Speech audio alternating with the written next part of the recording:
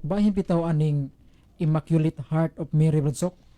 Si Maria Bradsok gitawag pod siya og Immaculada, nya doon na po tayo gitawag Bradsok og Immaculate Heart of Mary. Ang akong pangutana ni Bradsok, doon na ba tay ligon nga pasikaran sa Biblia ani Bradsok bahin aning Immaculate Heart of Mary? Palihog ko pagpatin-aw Bradsok. Actually, hulad pamulong na katuningon si Jesus Tanawara. Ang kamot nga magabudi kanako nara sunod-sunod na nako.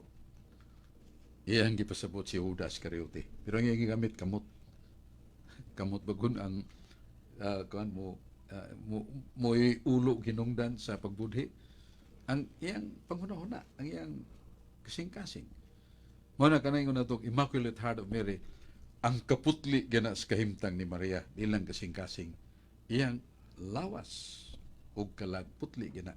Mo na yung meaning ana, Immaculate Heart of Mary. That is yan lang itong hulad pamulok, figure of speech.